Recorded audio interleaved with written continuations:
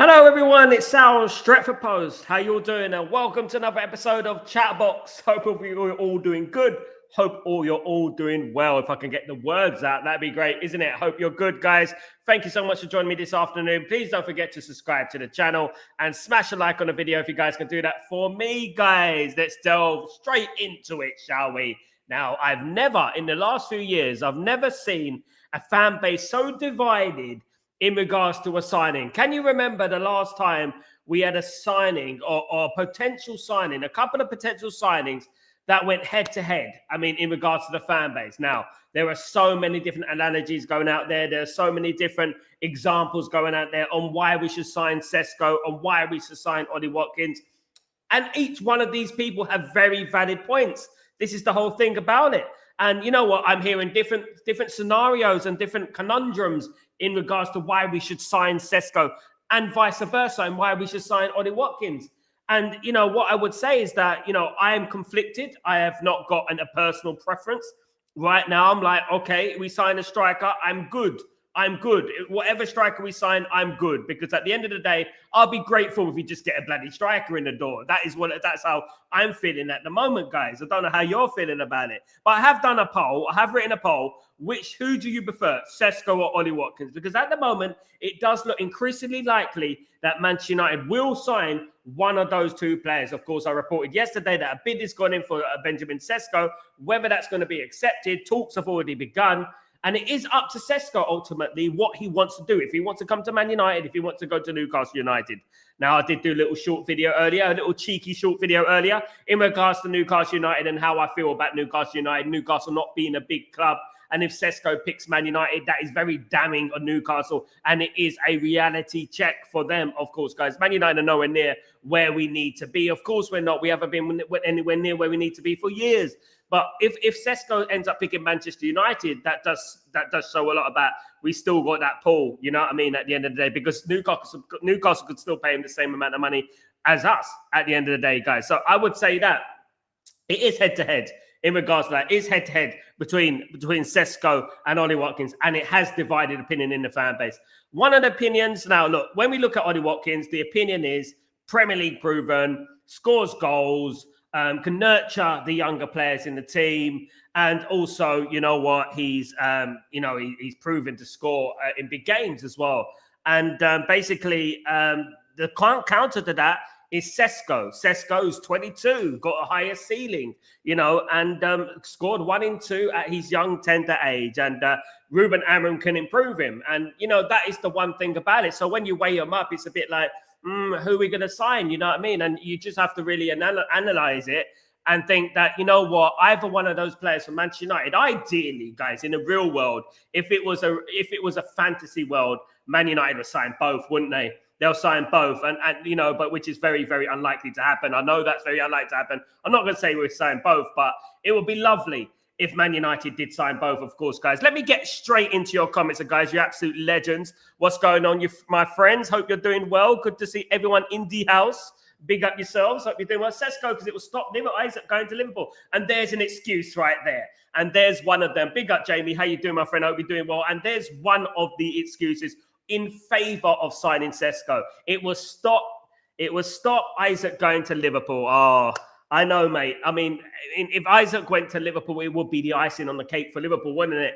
And it would be on the icing of a very bitter cake for Manchester United fans, wouldn't it, at the end of the day? It is awful even contemplating that, because we know that Isaac is a fabulous striker, one of the best strikers in Europe at the moment.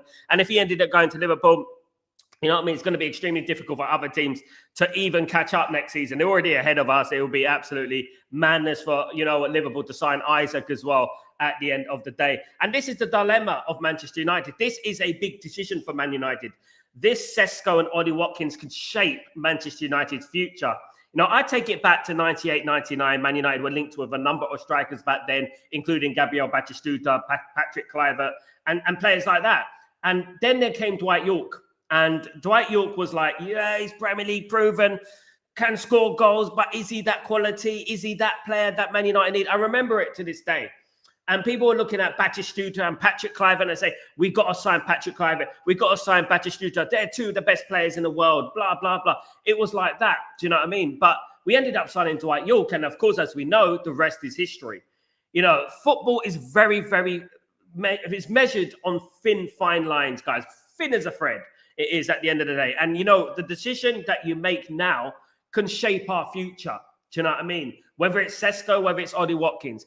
Ollie Watkins is the safe bet, in my opinion. It's the safe bet. It's the one that, won't represent as much of a risk as Sesko. Why won't it represent as much of a risk as Sesko? Because obviously, Ollie Watkins is proven in the Premier League, scored goals in the Premier League. But then again, you look at his age, 29, 30. Are we going to be paying 60 million for a 30-year-old who has no sell-on value?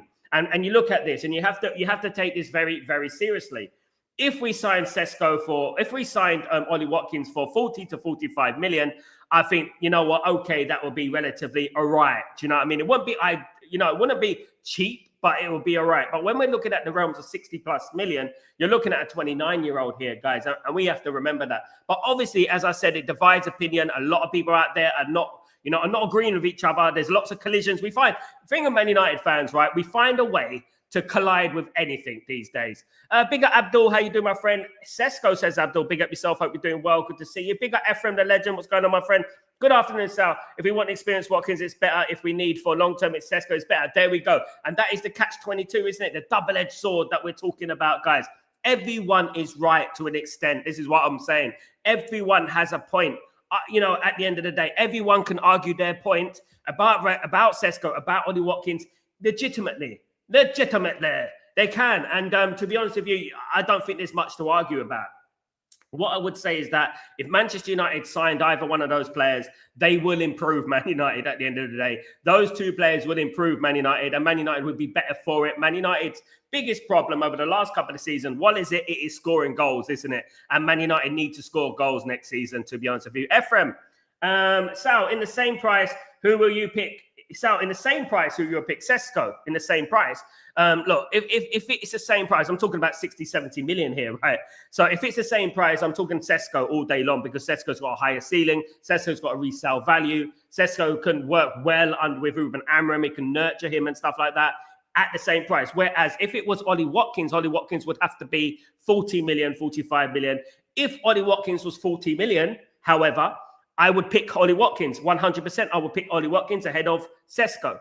But if the prices were the same, it has to be Sesko. It makes more sense to be Sesko because Sesko is obviously a younger player and can be a player at Man United for the next 6-7 years. Do you know what I mean? And could become a legend at Man United. Look, his goal scoring record is not poor. He's got almost 1 in 2 goals. And that could increase, obviously, playing in front of Mbeumo and Cunha as well. So, look, it is a difficult one. But if it is 60, 70 million, the price tag, even 60 million, the price tag, I'm going with Benjamin Sesko. If it's a 40 million Ollie Watkins or 60 million for Benjamin Sesko, I'm going with Ollie Watkins. And obviously that 20 million there that we save could quite possibly go towards a goalkeeper or a midfielder.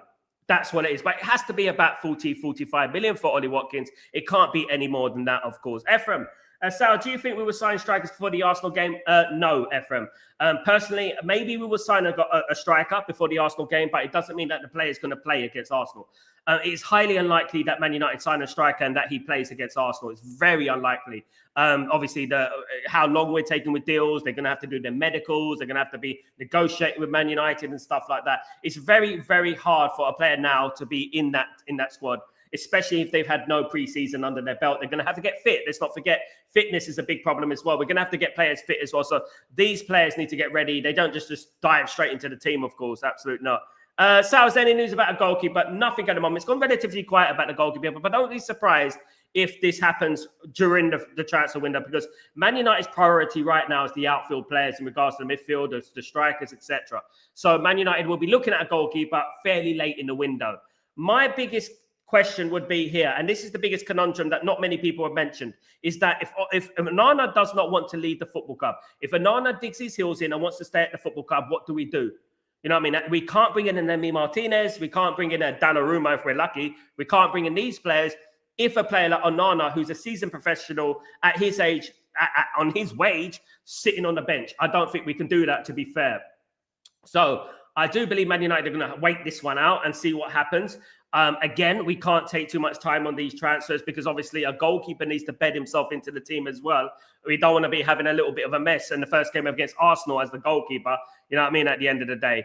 Big up, Kenny. How you doing, my friend? Hope you're doing well. Good to see you. SLD, long time no speak. How you doing, my friend? Hope you're doing well. Good to see you.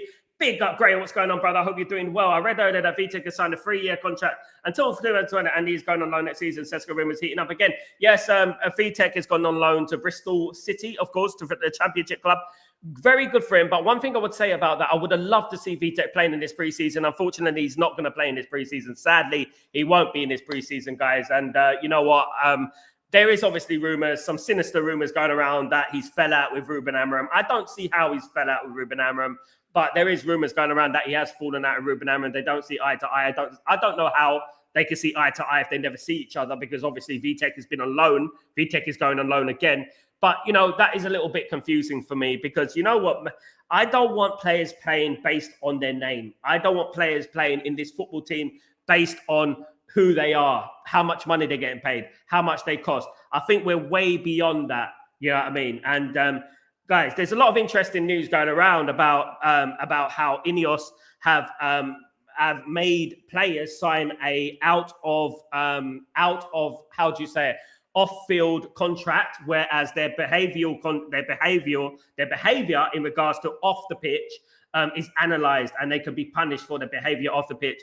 So Man United are really concentrating on discipline at the moment, and this is a big thing for Manchester United at the moment. They're trying to change, the culture, isn't it, in regards to the way players behave. And this is why that Marcus Rashford and Sancho and Anthony don't have a leg to stand on, to be honest with you, when it comes to staying at Manchester United. They won't have a leg to stand on. So that is very, very interesting. But taking it back to Onana, the thing is that Onana, right, he will play next season. He will be the starting goalkeeper next season, and I don't think he deserves it. I don't. When I look at Onana, he reminds me of one of the worst goalkeepers I've ever seen. And I'll be honest with you. I'll be frank with it. He's one of the worst goalkeepers I've ever seen at the top level. I'm talking about at the top level. Some people say that's exaggerating. No, the amount of goals he costs, goals to mistakes ratio is terrible. You know, and we went from David De Gea to Onana, and Inter Milan signed Sommer and got a better goalkeeper than us. Do you know what I mean? It's ridiculous at the end of the day. And Eric Tekar definitely has blood on his hands for that one. Big up, my friend Freddie. How you doing, my friend? Hope you're doing well. Really good to see you again, you legend, of course. Big up yourself. Big up Amir. How you doing, my friend? Hope you're doing well. Good to see you, of course. And big up George Best 007. How you doing, my friend? Hope you're doing well. Really good to see you. Good, so good. It had to go black, the screen. Absolutely. Glory go, Man United ever. Big up Amir. I love to see who you are, mate. I would love to see who you are. I would love to see what you're taking. Every single day, your consistency in positivity is rife. It is unbelievable, Mr. Amir Fakri, my friend. No fuckerying about here, guys, because Amir is always positive, regardless, guys. We could have a big ball of fire behind us, right? And then Amir would be going, in Ruben Amorim we trust. Definitely. You know what? If I was stuck on a desert island, I would pick Amir to sit with me on that desert island because he would keep my spirits up. I know you haven't eaten for 5 days, Mr. Sal, but don't worry. In Amorim we trust. Yeah, we got this in Amorim we trust. Absolutely. Riggy Titi, what's going on, my friend? RFG, what's going on, friend? Hope you're doing well. We're not getting Sesko. Who said? Didn't you say we're not getting Mbeumo? Wasn't it you? Wasn't it you said we're not getting Mbeumo? Wasn't it said? What? Wait, how do you know? Who's your contact? Who's your connect, mate? I want to know. Is it trust me, bruv? Who knows who we're going to get? We could get Ollie Watkins, mate. Bottom line is that Manchester United are interested in both. And let's see what happens. Let's play this by ear. Let's see what happens going forward, of course, guys. Absolutely. Benjamin Sesko is the complete striker. Big up yourself. Isaac to United. Give Newcastle Hoyland and gun. SLD. Oh, my goodness. I would love that, SLD. Tell me, look, I would love a deal like that. That'd be absolutely phenomenal if Man United managed to pull off something like that. It'd be absolutely incredible. I just don't think it's ever going to happen. Absolutely not. I said go to Man United. Look, Newcastle have already made them a monumental mistake in their history. You know what Newcastle United's biggest mistake in their history was? Newcastle United's biggest mistake in their history was them selling Andy Cole to Manchester United, and we sent Keith Gillespie the other way. Selling Andy Cole to Manchester United completely changed the dynamics of the Premier League. Thank you, Newcastle, for Andy Cole, by the way. Absolutely, guys. Absolutely. I wish me too. Big up. Emiski, what's going on? Benjamin will choose us for real. Come on, I believe he will. We're Manchester United. He should be picking Manchester United over any other football team in the world, my friend. Absolutely, I agree with that. Absolutely. Come on, guys. Amir, positive.com. Bruno hitting Rabona crosses out of play during matches proves he's not as serious and professional enough to be our captain. Look, Mark, you know what? Part of this community is that we all have different opinions, and I love this community because we speak the truth. We don't sugarcoat anything, and we're not Willy Wonkers. You know what I mean? At the end of the day, and what I would say is that, look, you know what, Mark, look, what we would say is that I had my opinion on it. A lot of people had their opinion on it. The majority of people would have sold Bruno because they understand the bigger picture of Manchester United. And I wrote a tweet earlier on today about just because you've got stats and goals and penalties and things like that, it doesn't mean you are good for the shape and the system of the team. And, you know, I don't think he's good for the shape of the system for this team, for Ruben Amorim's team, unfortunately, unless he's playing in the number 10. I don't think he's got that guile to be a number 8 player, in my humblest of opinion. Do you know what I mean? Even though, you know, he's a decent player and he's been good for Man United, he's been loyal to Man United, and I respect him for that. And I will never diss Bruno at the end of the day. But that is my personal opinion. But now we got what we got, Mark. You know, we are where we are, and we have to support him. You know what I mean? At the end of the day, and hope that he does well in that number 8 position, which is the position that he will most likely be playing next season. You know, I don't think they're going to play him as a number 10. I doubt that Ruben Amorim is going to move Mbeumo to the right wing. Absolutely not. I think it will be Cunha and Mbeumo in that number 10 position, unless we don't sign a striker and Cunha moves into that number 9 position and Bruno moves into the number 10. And that is the only thing I can envision. But I do believe we're going to sign a striker this summer. And Bruno will move down to the number 8 position, in my opinion. And you know what I would say is that, you know, I don't think he's a number 8. I'd said it. I mean, there was even evidence in the Leeds United game the other day when we drew 0-0 that he's not ready for that position. Drops too deep. Doesn't have the midfield football intelligence, I would say, to play that role. Unfortunately, in my opinion. Big up, Paul. What's going on, my friend? I'll be doing well. It's a great chance that United will get Sesko on board. There is a great chance, guys. And you know what? I want to talk about Mr. Christopher Vivell, of course, guys.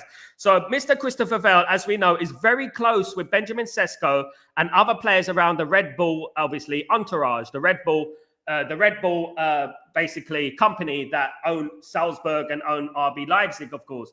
Now, Vivell and Sesko are good friends, and it is actually Christopher Vivell who is pushing this deal to go through. So, you know what? It does look likely that he will pick Manchester United based on Christopher Vivell. They are friends, and this is very interesting, guys, because Christopher Vivell, you know, knows a lot of people from the Red Bull entourage, of course, guys, and you know, it does look likely that he will pick Manchester United based on the Man United, as I said earlier on today, based on how eager Man United are to sign Sesko and how hard we're working in regards to signing Sesko. Sesko said he's impressed with Manchester United, the way they've gone about things, the way they've tried to sign him. And look, you know what? If he was going to pick any other Canadian team, whether it's Newcastle, whether it's Manchester United, he's going to pick Manchester United, given, like, look at this picture, guys. Look at this picture. Christopher Vivell and Benjamin Sesko. Look at the picture. Look at the joy in their face. They look like they've been buddies for years, mate. This is, I mean, look at them at the end of the day. And this obviously means a lot, of course, guys. It really does. And you know what? Christopher Vivell, you know what? Big up Christopher Vivell if he manages to get the deal through. The biggest issue that we're going to have is obviously Ruben Amorim. Ruben Amorim has rumored to be saying that he wants an experienced Premier League player. But obviously, Christopher Vivell has overruled it, and obviously, Ineos have overruled it, which obviously adds to the narrative that there are too many chefs in this kitchen and that there are going to be a lot of disagreements and stuff like that. But let me just bear me a second. Yeah, so that is very, very interesting. And look, you know what I would say is that We sign him. I'm going to back him, regardless of regardless who it is, whether it's Ollie Watkins, whether it's Sesko. I'm going to back the player. Now, another guy I want to give a quick shout out to is Emstal James. Emstal James is a new player for Manchester United. Will wear the number 3 jersey, guys. There you go, guys. Absolutely fantastic. Welcome to the football club, Emstal James, an absolute talented defender, which is going to be hopefully a Manchester United player for many, many years to come, guys. So welcome, Emstal James, to the great football club of Manchester United, of course, guys. Big up Emstal James, of course, guys. But yeah, the Christopher Vivell one is very interesting. It is very interesting. And, we can't move away from that because at the end of the day, it is that mates rates thing, isn't it? I know him. I'm going to go there. Do you know what I mean? At the end of the day, because, I feel more comfortable going to Man United because I know Christopher Vivell and stuff like that. Do you know what I mean? So that is very, very interesting, of course, guys. Absolutely. George Best 007. Do not get rid of Hoyland. He will become a consistent goal. George Best 007. Do you know what I'm going to do, George Best 007? If that comes true, I'm going to put a George Best 007 image here of George Best 007, GBST 007 right here behind me. If he becomes a 30 goal a season striker, how long are we going to give it? Respect Amram. In my opinion, Sesko is a great deal. I agree, Paul. I think when you're looking at the market value of players, he's 22-year-old and he's got a ceiling. He can improve. He scored fantastic goals at RB Leipzig. He scored fantastic goals at RB Salzburg. He's a fantastic player. And I think if Man United managed to get their hands on him, that would be absolutely fantastic for Manchester United, who've got a really good young player. I was a big fan of Sesko. Even 2 years ago, we were talking about Benjamin Sesko a long time ago. I'm a big fan of his. And I think, you know what? We shouldn't really be too critical on a 22-year-old, you know what I mean, who's got obviously a lot of pressure on his shoulders. The biggest thing is what I'm seeing by a lot of fans out there right now is that they're comparing him to Rasmus Højlund. They're painting him with the same brush. They're saying, oh, he's just another Rasmus Højlund. It represents a huge risk, blah, blah, blah, blah. I don't think we should paint him with the same brush at the end of the day. Denbo, good morning, good evening, good night. How you doing, my friend? Are we doing well? Sesko is another level to Watkins, 60 million down, and then a few million on add-ons. You know what I would say, Denbo, if Ollie Watkins was 45 million right now and Sesko 60, 70 million, who are you going for? What is the player that you're going for? Who is it? You know what I mean? At the end of the day, because at the end of the day, you're going to save yourselves 15, 20 million, is it? Big up, Danny B. How you doing, you legend? How you doing? Hope you're doing well, of course. Hit the like button. Thank you so much, 007. Big up yourself. Hope you're well, bruv. Only 7 likes, and that is disgrace. Danny B. Yeah, tell him, mate. Tell him I got 33. Only 33 in the house. Chatterbox matters as well, guys. Chatterbox matters as well. Don't forget to get Chatterbox in the house, of course, guys. Congrats on 12. Thank you so much, Kenny. Thank you, everyone. We reached 12,000. Obviously, I want to reach 20,000 subscribers by Christmas. Can we reach 20,000 subscribers by Christmas? I think we can, guys. Absolutely. I think we can as a community. More votes than likes. Shake my head. Absolutely, mate. Absolute disgraceful, isn't it, Daddy B? Don't forget to smash the like, guys. It's very good for the algorithms. You know that YouTube, it loves the algorithming and stuff like that. So don't forget to smash the like, guys. We are the realest channel on the net, guys. And that is what it's all about, guys. Absolutely.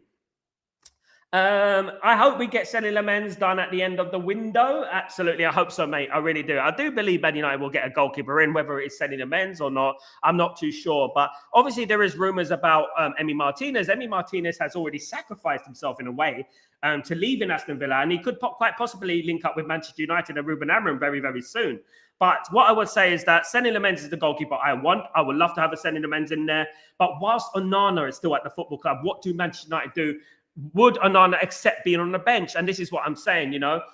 This is why I don't think Man United will go to for now for an experienced goalkeeper, whether it be Emi Martinez or whether it be Donnarumma. I think the fact is that Man United could quite possibly bring in a player like Senny Lamens and slowly drift out Onana, slowly get him out. Because of Senny Lamens' age, he can possibly get him out of the club. You never know. We'll probably get a keeper around August. Yeah, exactly what I'm saying, Kenny. It might be August. It might be the end of August. I believe it'd be one of the last things Man United do in this window. Even though we need to get it done quickly, I think it will be one of the last things done in this window. Now, look, there is obviously rumours about Toby Collier going on loan, which will obviously free up space for Man United to bring in another midfielder, which is very interesting. And the question I posed earlier was, if Man United bring in another midfielder, they're definitely going to play Bruno as number 8. We're going to have Casemiro, Ugarte, Mainu. Who else we're going to have? Who else is the other one? Casemiro, Ugarte, Mainu for one position, guys. For one position, plus the new signing that's going to come in, which will be 4 players for one position, guys. So that is very, very, and Casemiro as well. So that's 5. So what I mean, that is a very interesting scenario here. That's very interesting to think about. If Man United bring in a midfielder, who's going to be left out? And would those players be happy to sit on the bench? And would Ineos be happy to have those players sitting on the bench? Obviously, because players are not just, players for Ineos, they're pound signs, ain't they, at the end of the day? Absolutely. Lemens and Vitek are the future, please God. I mean, Danny B, big up Vitek, by the way. He has gone on loan to Bristol City in the Championship, which hopefully will hold him in good stead and will give him a very good experience in English football. I do feel, however, that it would have been great if Mr. Vitek had a chance in these preseason friendlies. I think he would have done far better than Heaton, to be honest with you, which we can't really learn much from Heaton. All fair dues to Heaton, of course. But I think, Vitek would have been fabulous, of course. George Best, 007, Onana equals Karius. You know what? I would say I ain't heard that name in a long time, 007. I ain't heard that name. The last time I heard about Karius was the Champions League final. Liverpool against Real Madrid. It was around that time, when he had an absolute mare and gave the ball away, obviously, to Benzema, and ended up winning. Real Madrid ended up winning the Champions League. But yeah, he does give me a Karius vibes. He really does. He's the worst goalkeeper to play for Manchester United in the last 30 years. I'm not going to say that because I'm just saying that for sensational purposes. I'm saying that because I actually believe he's the worst goalkeeper to play for Manchester United. First team, by the way, for 30 years, in my opinion, guys. And that's how I feel about that. Sorry, but I just feel like that. Name me a goalkeeper in the last 30 years who's played first team for Man United worse than Mr. Onana. Tell me. Convince me. Sal, it's worrying that Laurie Whitwell said we cannot sign a goalkeeper unless Bayindir leaves. Ephraim, he makes a point. He's got a point. Man United do need to offload a goalkeeper. Man United can't have Onana. For example, if we sign Senny Lamens, let's give, for argument's sake, Man United can't have Onana, Senny Lamens, Heaton, and Bayindir. Each one of those players are first-team goalkeepers. You don't have 4 first-team goalkeepers. You have 2 first-team goalkeepers, and you have another goalkeeper like Heaton who can just make up the numbers and stuff like that. I do believe Man United would have to offload players. Obviously, there is rumours about Bayindir leaving, going back to Turkey. There's obviously rumours about Trabzonspor in Turkey and also Besiktas at the moment in Turkey. So watch this space. He might go back to Turkey, guys, and that could possibly happen. But as we said earlier in the show, that a lot of the goalkeeping business will be done in August, in my opinion. That is what's going to happen at the moment. Whilst this USA tour is going on, I don't think Man United are going to do much in the way of goalkeeping business. I really don't. I think the only deal we could quite possibly do whilst this tour is going on is the striker department or the outfield department, I would say. It does look like Man United are searching for a striker at the moment, and it does look like Sesko and Ollie Watkins. So that could gain some momentum over the next few days. And you know what? With Man United making positive moves in regards to Sesko, don't be surprised if that happens. But in regards to the goalkeeper, I think we're going to have to wait a little while for the goalkeeper, maybe August around that time. I don't think Onana's going to leave yet. Onana's on the USA tour, as is Vivell and Barada and all them as well. So it's going to be difficult, of course, absolutely. No problem, Amir. Big up yourself. Hope you're well. Big up yourself. Everyone, please can you smash the like and subscribe? Much appreciation. Start being in chat. Thank you so much, Gray. You're brilliant person. Thank you so much, mate. Really appreciate you guys. I know Chatterbox is a difficult one, but guys, don't forget to tune into Chatterbox every single day as well, guys. We need the numbers on Chatterbox as well. Absolutely. Thank you so much, everyone who's joined me today. Trust me, bro. Trust me. Absolutely. That's what it is. Trust me, bro. Do you know what I mean? There's too many trust me bros out there, guys. You know what I don't understand, guys? Can I be honest with you? Can I be really Frank Butcher with you guys? What it is, I don't understand people who aim to be in the nose. You know, who aim to be the nose. Look, let me tell you something about me, right? I've been in football a very, very long time. I worked in music. I worked with the likes of Sony Records, Universal Records, and things like that. Back when I was younger, I was privileged to get to know certain footballers because obviously certain football and music was very intertwined. It was very close to each other. So I got to know certain footballers, you know, and stuff like that. My parents actually knew David Beckham's family back in the day. I'm from Leytonstone originally. So was David Beckham's family, of course. So I got to know various people within the industry, not least a guy called Young Noble. Young Noble was part of a group called the Outlaws. Many people don't know who the Outlaws are, but Outlaws are a group who was formed by Tupac Shakur, right, in America. Now, funny enough, and I'll tell you how tight this industry is. Young Noble knew Fabrizio Romano. They know each other. I am close to Young Noble, and God rest his soul. He unalived himself only recently, and it's very heartbreaking. But he knew, obviously, Fabrizio Romano. And that is how the connects come. And that is how tight the industry is. Universal, Sony, all these publications, all these companies are huge in regards to promotion, you know, and stuff like that. And whether you're a journalist, whether you're a footballer, whether you're an athlete, you need these companies to promote you. Whether it's a movie, you know, your face pops up in a movie, or a musician, your music plays in the movie, and things like that. And that's what happens. That's why this industry is so tightly connected. And that's how I got a lot of my connects. I've had, obviously, the likes of Tony Cottee, obviously Premier League legend on there. I've had Jason McAteer, one of the most hated footballers I've ever interviewed on here as well. You know, I've had quite a few. I've had Brazilian international Dudu. Yeah, Dudu, his name is, absolutely, on this channel. If you scroll back, have a look at it, and a great interview a few years ago. So that is how I got my connects. But I don't understand why there are people out there who sit wherever they're sitting, trying to be an in the know, trying to be, I reported this. I do not understand that. If this was the case, I would have took up journalism when I was a child, because at the end of the day, it seems like everyone wants to be a journalist at this time of year. Now, I'm not saying that I am the be-all and end-all and this and that, and I know absolutely everything, and my ego's so big and stuff like that. I have my connects. And it's different to what other people's connects are. And I do keep them secret. But there are some people who sit away over there, hair all over the place, sitting in Thailand, wherever they're sitting. I'm in the know. And that is what irritates me. Do you know what I mean? And, you know, it does really bother me, because at the end of the day, look, they're making a mockery and they're making money at the football club. I only care what happens to Manchester United. That's all I care about at the end of the day, you know. And if they want to come on here and prove their allegiance and prove their loyalty and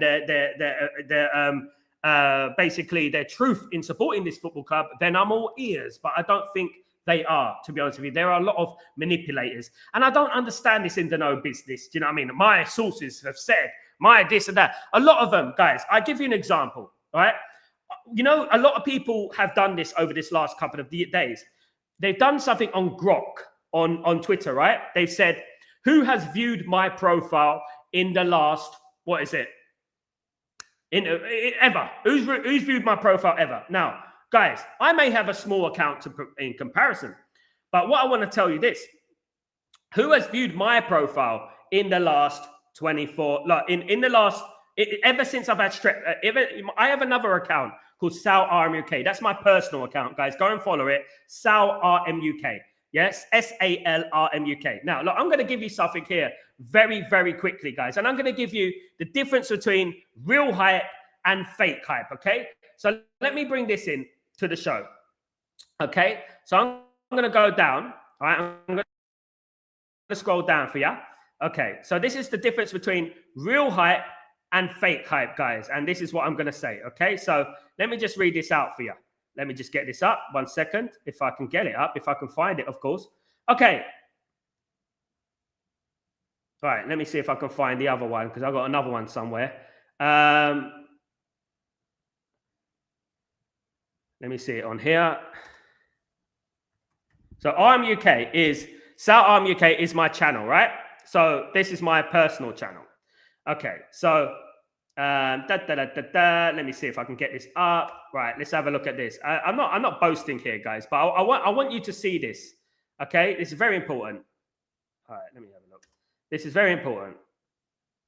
If it'll open. If it'll bloody open. There we go. Okay. So, let me see. Okay. So this here, right here, guys, is the top 20 people who have visited my personal profile, guys. This is my personal profile. And now this you cannot hide from anything. David Icke is a weird one. I mean, I liked his stuff back in the day. But we got David Icke, Ross Kemp, who used to be on EastEnders, Kevin Novak is the phone jacker, Liam Gallagher, Sir Alex Ferguson, David Beckham, Gary Neville, Rio Ferdinand, Jay-Z, P. Diddy, for goodness sake, Wayne Rooney, Paul Scholes, Ryan Giggs, Eric Cantona, Bizarre from Eminem's D12, Conniver, Sway, Big Nasty, DJ Ironic, and Harry Redknapp. That is just a small snippet of the people that have viewed my profile. You know, now there are a lot of people online who claim to be journalists who don't know anybody, guys. They don't know diddly squat. You know what I mean? And you know what? That is what irritates me about the industry, that there are people out there ruining it for other people because they want a bit of clout. Guys, thank you so much. Sorry about that, but I just had to bring that in very quickly, of course, guys. Absolutely. I am Man United fan, supporters, Manchester United, almost 15 years since as first until now. Big up yourself. Hope you're doing well, Amir. Big up yourself.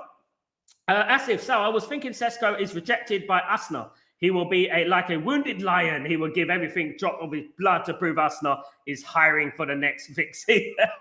Absolutely. I love it. I love it when I hear that. Netflix, next season, Netflix. What season will this be, Asif? Season 6?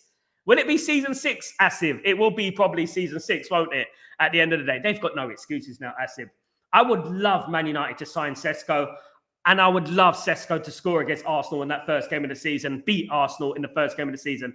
That would be absolutely delightful. I'd be absolutely over the moon in regards to that. Big up, Asif. Sal, do you think there's a war between the board for whom to go? I don't think they see eye to eye. I don't think that every single thing that these board they talk about, they agree with. I really don't think that Ruben Amorim. I think Ruben Amorim has his own ideas. I also believe that Ineos and Vivell and Barada and Wilcox have their own ideas as well. I also feel that Wilcox, Vivell and Barada, those three have clashed as well. I actually think they have their own ideas as well. There's so many different voices at Man United. As I said, there's too many chefs in the kitchen, which is not always a good thing, as we know, you know. So there's so many voices at Man United at the moment. There's bound to be, it's inevitable that there's going to be clashes within there, isn't it? Because at the end of the day, we're dealing with huge egos, people with egos, people who know what. I mean, obviously, Ruben Amorim's a successful manager. He's been successful wherever he's been. And he's going to think that I want to get the players I want to get the way I feel this team could be successful. Now, he has a point in regards to Premier League proven and stuff like that. But that you can't live by that with absolute, you know, at the end of the day. If we get Sesko, he will be a great player for Man United, and it's better than getting nobody at the moment. Of course, everyone knows my preference is Mateta, but we can't always get what we want in football, unfortunately. And I would accept, as I said earlier on Breaking Dawn, you know, if someone came up to me and said, you know, Man United are gonna sign Cunha, Mbeumo, and Sesko, I would be like, that's not bad, to be honest. I'm content with that. I'll be like, yeah, I'm okay with that. I'm content with that. Do you know what I mean? At the end of the day, and yeah, so look, I can't complain with that. Absolutely. Hi, big up Bobby. How you doing, my friend? Hope you're doing well. Really good to see you, of course. Big up Bobby. Big up the legends in the chat, of course. Andy Cole, our best ever forward and assist monster, as well as goals. And Mark, let me tell you something about Andy Cole. Never took penalties. Took one penalty in his whole career. Greatest Premier League striker ever. I would argue that with everyone. Take away penalties from Harry Kane. Take away penalties from all those players in that list. Greatest striker ever. Greatest number 9 ever. That is what Andy Cole is. So highly underrated in the Premier League. Unbelievably underrated in the Premier League. An absolute monster up front. And no one would agree with this. No one will, because at the end of the day, they got their own favourites. They got the commercial favourites. That's what I say at the end of the day. It's the commercial favourites. Andy Cole is the greatest striker in Premier League history. Why Andy Cole's the greatest striker in Premier League history? Because he didn't take penalties. And he's still up there as one of the greatest scorers of all time. That is why Andy Cole. Imagine Andy Cole took penalties now. Imagine that happened. Where would Andy Cole be on the top list? He'd be at the top, wouldn't he? Be right at the top. It's crazy how underrated and how disrespected players like Andy Cole are. Big up, Mark. Good point. Absolutely. Grayo, big up, Grayo. MUC forever. What's going on, my friend? I'll be doing well. Hello, big up, Sal, buddy. Back from Qatar. How was your Qatar trip? enjoyed it or not. It was lovely. I went to Qatar, went to Austria, went to Italy, spent majority of my time in Italy, getting to know a lot of things, doing a lot of work over there. I was very busy. There was no rest for the wicked for me, to be honest with you. But guys, don't forget to check out my vlog of Qatar and Austria and Italy. My journey back from there. So don't forget to check that. It's on the short videos now. Go and check that out, guys, please. Let's get the numbers up on that. Get some likes on it, some comments. That'd be absolutely fantastic. And I might be doing more of this kind of content. And I'm going to be doing a lot of content for the membership videos as well. So that, you know, it's something a little bit different for the supporters of the channel, of course. Thank you. So who is the best guidance of Chido, Wasesco or Watkins? In regards to Premier League proven experience, it's going to be Watkins, mate. I would be honest with you. I'm not going to lie. I'm not going to flip-flop. This is one of the pros for Watkins. This is one of the bows in his arrow, you know what I mean? In his armor, should I say. It's Watkins, is that he can nurture the young players in the squad. Now, there is obviously rumours about Chido Obi Martin going on loan, do you know what I mean, at the end of the day, which is very, very interesting. Now, guys, a little bit of stories coming out. There was an interview with the Mirror and Brian Mbeumo. Now, Brian Mbeumo has compared Ollie Watkins to Liverpool sensation Mohamed Salah. Now, at the end of the day, look, you know, obviously it's a Liverpool player. We don't like to see comparisons with Liverpool players, but it's a very heavy compliment there in regards to Ollie Watkins. So basically, he said would be a Roberto Firmino, very attacking, a good finisher. Mbeumo explained, I think it would be hard to say who is among Mo Salah and Sadio Mane, but I would prefer Mane and Ollie Watkins to be Salah. So basically, he's comparing Mane and Ollie Watkins to Salah.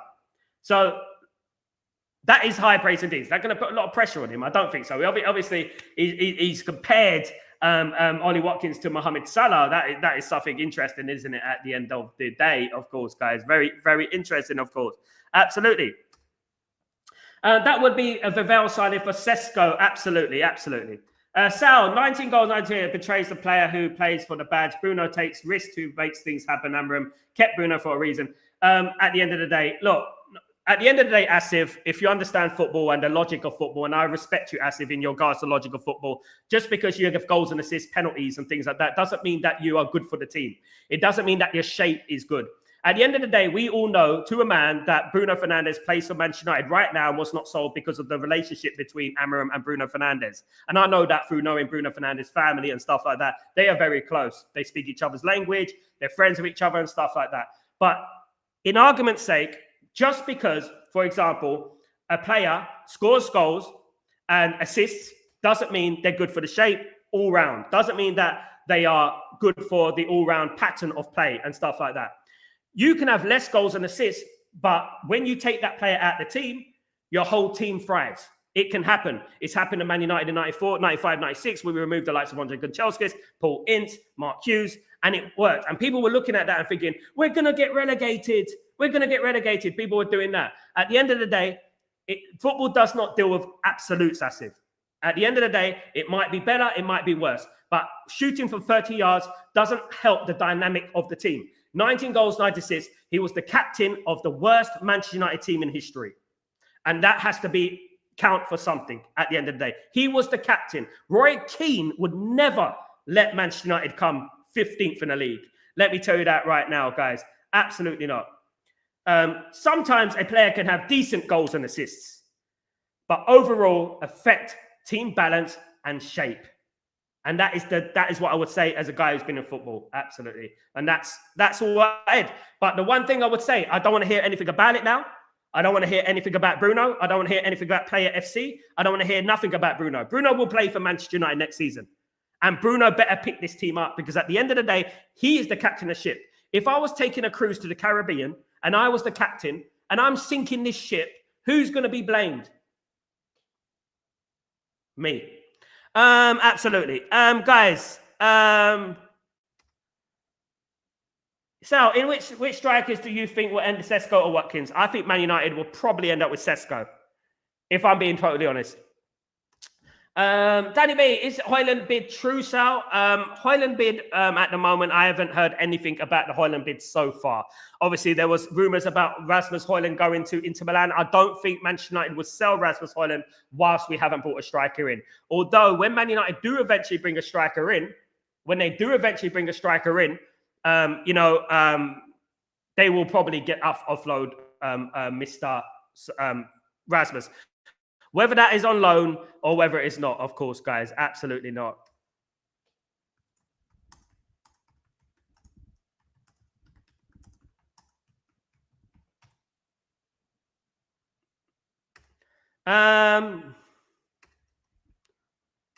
MUC forever. Aston Villa does not want Watkins to leave. Sesko is available in the market. Then why not get him and big up Emston James long-term code? Yeah, it's a long-term one, mate.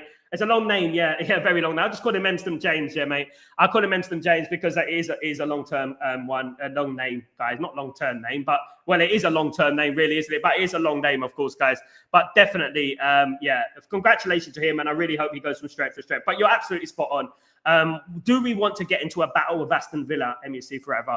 And that is a big, interesting one as well. Like I said at the beginning of the show, there's always going to be pros, there's always going to be cons, and there's always going to be this in regards to in Ollie Watkins' favour and this in regards to Sesko's favour. What matters is what happens, obviously, in negotiations and how much money is going to be put forward. If Sesko's 60 million and Ollie Watkins is 60 million, I'm going with Sesko. If Sesko's 60 million and Ollie Watkins is 40 million, however, I'm just edging towards Ollie Watkins. And that's it for me, in my opinion. I don't know what you think about that. Big up, Jamie. What's going on, my friend? I'll be doing well. If we don't get Sesko, Isaac goes to Liverpool and they win the league, I can't have that. Jamie, you make a good point. Absolutely. If Isaac goes to, if Man United signs Sesko, it is quite possible that Isaac doesn't go to Liverpool because Isaac wouldn't leave Newcastle United, of course. You never know. But you know what? He has been dropped, although, Jamie, however, he has been dropped from the squad for the tour at Newcastle United. So he could still go. You never know. He could still go regardless of what happens with Sesko. Absolutely. MC Kid, what's going on, my friend? I'll be doing well. So far, Amarim signing this summer don't look a disappointment. I believe Sesko will cook to. Come on, United. Sesko, here we go soon. Come on, MSK. Big up yourself. Big up Asif. Big up everyone, of course. Big up Bobby. And big up Jamie Wayne, of course, the legend in the chat. If we don't sign Sesko, Vivell needs sacking on the spot. This is why we brought him in to bring in players from Germany because of his connections. He's connected to Red Bull, isn't he, Jamie? And obviously Red Bull Salzburg, Red Bull Leipzig, of course, guys. I don't drink Red Bull anymore, but you know what? Some do. Yeah, look, you know what? What I would say is that this is his guy. This is his guy. But then again, wasn't Quenda Ruben Amorim's guy? Wasn't Gyökeres Ruben Amorim's guy? I just don't believe these players have the loyalty like that anymore. I just don't. I think all players, I'm talking about all players, they just don't have that loyalty to be loyal towards the guy that they like. They're always looking after their own interest.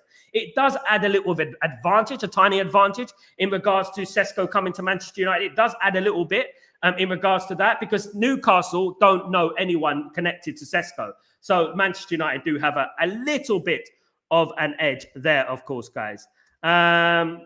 Are we pursuing Sesko just for the sake of signing the striker, or is there enough of the plan for how it be used? It's a good question, EC, and a very multi-layered question, I would say.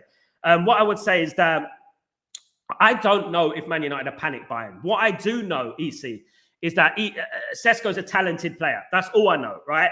Man United have been interested in Sesko for the last 2 years, as EC, and then obviously he has died down over the last year. Man United haven't really been into him, to be honest. It's been interesting that Man United haven't signed a striker. But what I would say is that I think it isn't their first or second choice. I have to be honest with that. I don't think that Sesko is their first, second, or even third choice. I don't think it is. I think Man United would much prefer a player like Gyökeres or Osimhen or even Mateta. You know, Man United would probably like an Isaac before they ever think about Sesko. But unfortunately, we have to be real in regards to where we are right now. Sadly, Man United are not where we should be right now at the end of the day, guys. Absolutely not, guys. Asif, Sal, Baleba from Brighton is the option United can bring in. He is a generational gem. Absolutely amazing player, Asif. He reminds me of a young Yaya Toure. But again, like, Bruno will play that number 8, okay? That is a guarantee. There's going to be one place in that midfield. Is that going to be? I know Bruno's going to play that 8. I'll bet my mortgage on it. Right. There's going to be one place in midfield for Mainoo, Ugarte, Casemiro, a new signing. If Collier stays, it's going to be Collier, but looks like Collier may go on loan. And that's 5. You know, there's going to be a little bit of a battle there. One of them needs to go, doesn't it? I mean, two of them need to go, to be honest with you. We don't need so many players. Obviously, we need a big squad, but Man United don't look at things like that, like we used to look at things in the 90s where we would, have a big squad. Man United would look at things like, oh, he gets paid this much money, he's worth that amount of money, we can make this much money by loaning him out and blah, blah, blah. That's how Man United think at the moment. So Baleba would be fantastic signing. So would Wharton. Adam Wharton would also be a fantastic signing. If it was Alex Ferguson, I believe he would have went for Adam Wharton. I really do. I heard him speaking about Adam Wharton not long ago, and he's speaking in high terms about Adam Wharton. Of course, guys, absolutely. People don't get it. If we don't sign this guy, Isaac, we'll go to in a mud. Us, Jamie. Isaac could still go to Liverpool regardless if Man United signs Sesko. Let me just say that. Isaac is not on the tour for Newcastle United. Right now, he's not on the tour. So that is obviously damning in regards to his future at Newcastle United. So as much as if Man United signs Sesko, Isaac stays at Newcastle narrative is quite understandable. And to an extent, I believe it. I don't think it's in the realms of impossibility that Isaac would still go to Liverpool, even if Manchester United signed Sesko. And that's what I would say about that. Randy, big up Jamie. Randy, we might not even get Sesko Watkins and have to do with what we have. If we do, Randy, we have to do what we have, won't we, at the end of the day? If we do that, we're going to have to work it out. That's what we have to do. That's football at the end of the day. And what I would say, Rand, is that, look, I'm a big fan of Xerxes, and I'm a big fan of these players.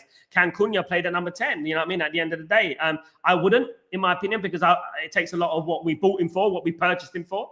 But there's a lot of scenarios that Man United could possibly work out. Obviously, Chido Obi Martin is another one that Man United could possibly work on, of course, guys, as well. Of course, Eric Ten Hag won 2 trophies, but he took us 5 years behind by bringing in Onana, Anthony Malacia, and giving us contract by Rashid Luke Shaw. This is what I'll say, Paul. In regards to Eric Ten Hag, I don't lay on too much in regards to Eric Ten Hag. I think we should forget about Eric Ten Hag. I think the obsession is a little bit mad because let me tell you something. He had to do everything at that football club, from fixing the roof to signing the players to scouting the players. It was all down to Eric Ten Hag. He did not have Vivell. He did not have Berardi. He did not have Wilcox to talk to him and to nurture him. He went by.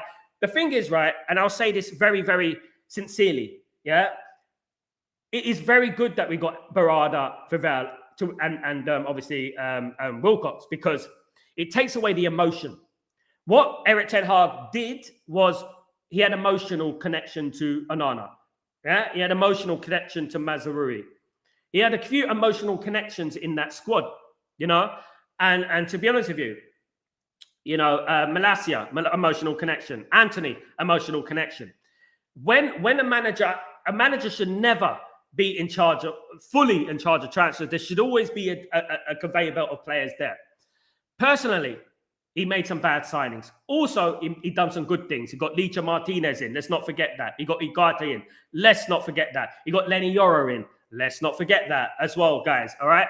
And what I would say is that he also brought through Mainu, So let's not dig too deep in regards to it. It is what it is. It's happened, Paul. And the best thing to do as Manchester United fans is let it go, mate. Let it go. We need to move on. We can't make excuses for the failures of the past, because at the end of the day, Alex Ferguson made some stinkers. You want me to go through them? Claverson, Jemba, Bellion. I can go through them all day long. I spent a lot of money as well. Taibbi, At the end of the day, the difference between now and then is that we were given more than one chance to make it right. We would sign Taibbi. It wouldn't work out. We would manage to get, even though how much he cost, we would still manage to get rid of him straight away and get a new goalkeeper in. We can't do that these days. We have to make do with what we have, and that is the way it is, I would say, Paul. At the end of the day, thank you so much, Paul, anyway. Big up yourself. That bid for Isaac is imminent from Liverpool. Fucking sign us, let's go. Jamie, big up, Jamie. James. We need a goalkeeper and a midfielder more than we need a striker. I don't think so, Randy. Randy, the biggest problem last season was scoring goals. We need a striker, midfielder, and a goalkeeper. We don't need any position more than any other position. Man United needs goals win games. I would argue that goals win games, and we haven't had a proper striker for a long time. I do believe Man United's midfield is good enough. I do. I'm going to say Man United can cope with the midfield. Not the goalkeeper, the midfield. They can have Mainoo and Bruno. They can have Ugarte and Bruno. They can have Casemiro and Bruno. They can have, who else is there? Kone and Bruno. At the end of the day, they can have those players there. There is a lot of players coming through the conveyor belt. Fletcher and Bruno, of course. There's a lot of players coming through the conveyor belt. I don't think Man United need a midfielder more than they need a striker or they need a goalkeeper, in my humblest of opinion, which is why Man United are looking for a striker and a goalkeeper now. Of course, guys, absolutely. Collier is our next bad Sal, like Alanga, Alvaro Fernandez, Hendricks, Gomez out on loan and keep an 80-year-old Casemiro. The problem is, Mark, isn't it? It's the wage problem, isn't it? At the end of the day, we go up to that old chestnut of the wage problem in regards to Casemiro. He gets paid too much money. And no one's going to want Casemiro for that amount of money unless we pay for it. And it doesn't make financial sense, does it, at the end of the day? Jamie, this club's going to bury us if we don't sign this guy. This could be hand Liverpool the league if this outcome is bad. Don't worry, Jamie. Jamie, what I would say to you, my friend, my brother, relax, man. Relax, man. Don't worry yet. Nothing's happened yet. Nothing's materialized yet. So just relax, my brother. We're gonna be all right. We're in this together at the end of the day, mate. We're in this together. We are on the same boat or ship or hovercraft, as we say, of course. That the clubs need to wake up if Liverpool goes up. Got it, Jamie. Absolutely got it. Absolutely. Randy, Rasmus played with the guys who wanted to score goals instead of assisting him. So, no. Randy, no. He had a lot of chances last season and he was not good enough. We have to be honest here. Great strikers assert themselves. Great strikers, you know what, make things happen out of nothing. That's what it is. Great strikers do that. Ruud van Nistelrooy will get that ball from midfield and take the ball on throughout the whole team and bury it in a corner. Great strikers don't rely on people too much. I'm not saying that Rasmus is going to be a flop. I'm looking at characteristics here, looking at his record for Denmark, looking at his record for Man United, looking at his record for Atalanta. He's never scored goals, Randy. Never. Wherever he's been, he's never scored goals. We can't keep blaming the assists. We can't keep blaming other people. Blaming is for losers. Make it happen for yourself. You know what I mean? At the end of the day. Aruma, what's going on, my friend? Hope you're doing well. Benjamin Sesko, all day, please pick up Aruma. How you doing, Eric? Good to see you again, my friend. Hope you're doing well. We are literally handing Liverpool the Premier League title. Big up, Jamie. Liverpool have an agreement with us about next time it's done. Don't worry, Jamie. It might not happen. Smash the like, subscribe. Big up Ephraim. Big up yourself. Big up Sanjay. Jamie, if Isaac here we go comes this week, how do you know Man United almost sign? Man United might sign Isaac. You never know, guys. So that could quite possibly happen as well. At the end of the day, we might end up with Vardy, and then we might end up just quitting. I mean, at the end of the day, at the end of the day, Asif, what it is, right? I like to talk about football. I like to talk about, if I was in for example, me and you were talking face to face, it would be like this as well. We'd be talking that, you'd be disagreeing, I'd be agreeing, we'd be doing this. But ultimately, at the end of the show, what I do, right, I say, what we want is the same thing. I want to come on this show with Asif, with other people around and say, we did it, guys. You know what I mean? I want to do that. I don't care what player plays for Man United at the end of the day. I don't care.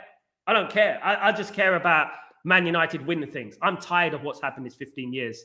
And I'm tired of the way things have gone. And I think that what we have to understand is that we are all on the same boat, guys. We're on the same ship, hovercraft and stuff like that. But we are all on the same boat. And I hope one day we will get back to the promised land. And you know what I hope, Asif? I hope that Bruno Fernandes lifts that Premier League title. I hope that he lifts the Champions League title because I think he deserves it. He deserves it. He does deserve it. He's one of the few players that actually care. But obviously, we're analysing football in a way that, is objective, subjective, however it is. And, you have to analyse it from, if we didn't have him, what happened to this and this and that. We have to look at Man United in a realistic way, is that every player to a man was responsible last season. And that's why I say it, Bigger Asif, Etekike Kirkis, Frimpong. Jamie, let me tell you something about football, Jamie. We fear nobody. Man United came from adversity. Man United in 1958 lost their whole team and managed to win the Champions League 10 years later, mate, and the league title 5 years later. Man United will never die. Believe in Man United. Don't worry about Liverpool. Let the Scousers do what they want to do. Scousers have always spent money. The highest spenders in the 1990s were Liverpool. Absolutely.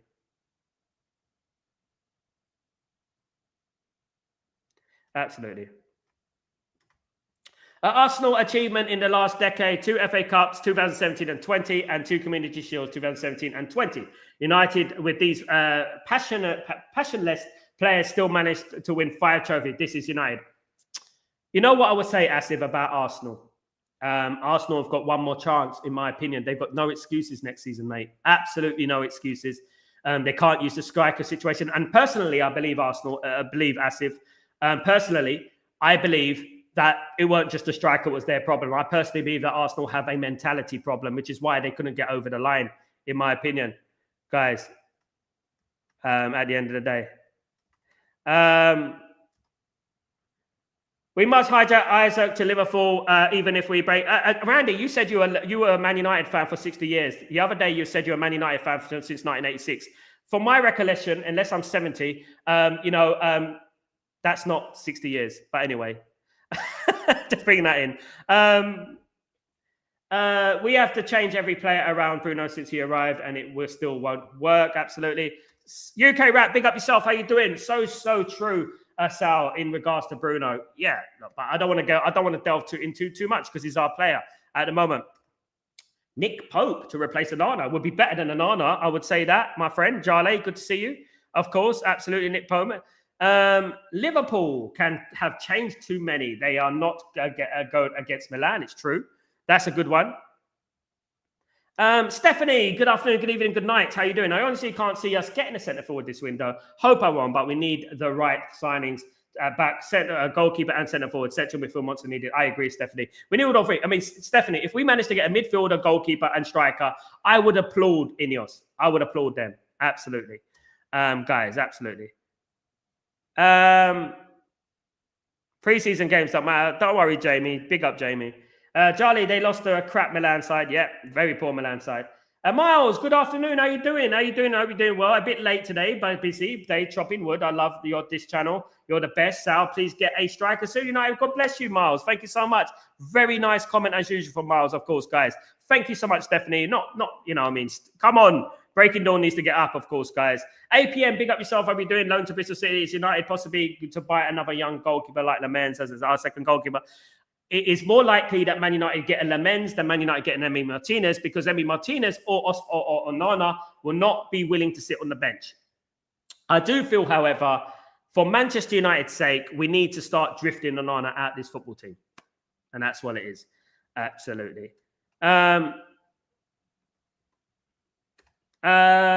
True, but changing too many cogs in the engine that is running perfectly makes the engine worse. It's very true. Too many chefs spoil the broth, don't they? I mean, look at Real Madrid, Jale. When they signed Mbappe, I was thinking when they signed Mbappe, they didn't need him, and that's what they did at the end of the day. Guys, really appreciate every single one of you. Thank you so much for joining me, guys. You're absolute legends. Please don't forget to join me for Breaking Dawn tomorrow, or don't forget to put your notifications on, because I might go live if anything breaks, of course, guys. But guys, please don't forget to smash a like as well. We need to get those likes up, guys, on Chatterbox. But thank you for joining me, every single one of you.